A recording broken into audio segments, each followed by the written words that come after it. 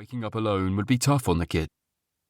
Luke had taken to staying over most nights, and while Joe had come to find that a little claustrophobic, Russell had to admit that he was going to miss the young Frenchman's cooking. "What time have you got to be in this morning?" Russell asked. "Normal time," Joe said, rubbing his face in his hands. "I don't even know what we're going to be filming. I think the band split up yesterday. It was crazy. Unless PJ's managed to get them all back in the studio, we won't have much of a programme." "Welcome to the world of celebrity television, dear." "What are you up to today?" Joe asked, as Russell sat down at the table with 2 plates of scrambled egg on toast.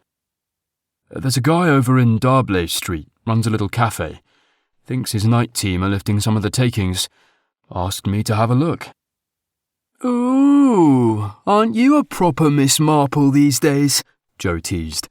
"Less of the miss, thank you," Russell said, punching his shoulder playfully. Since being forced out of his job as a detective with the Metropolitan Police by a homophobic colleague, he had found a role for himself as a kind of unofficial private detective, often with Joe's help. He and Joe had even solved 2 murder cases together now, both of which the police had turned their backs on, mostly because the cases had involved someone from Soho's queer scene.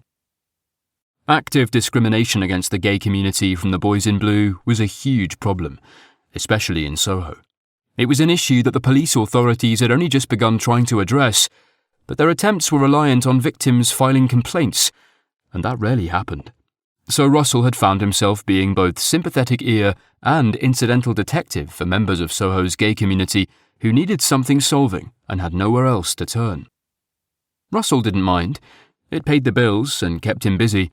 He was only in his mid-40s, so he was far too young to retire anyway.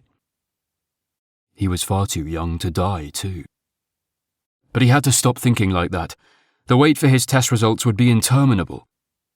He looked at Joe, wanting to tell him what was going on, but not being able to find the words. Besides, it may be nothing. He may be clear. What was the point of both of them worrying? "I was thinking of going away for a couple of days," Russell said. "Go out to the country, perhaps. Get some fresh air." Joe paused, a forkful of breakfast hovering between plate and lip, head cocked curiously to one side. "You feeling all right?" He looked across at Joe. "Tell him." Joe's face waiting expectantly. "Just say it. He'll be fine. He'll know what to say. He's your friend." But now that it came to it, he couldn't quite bring himself to say anything. This was the problem. The stigma, the shame, the fear. This was what stopped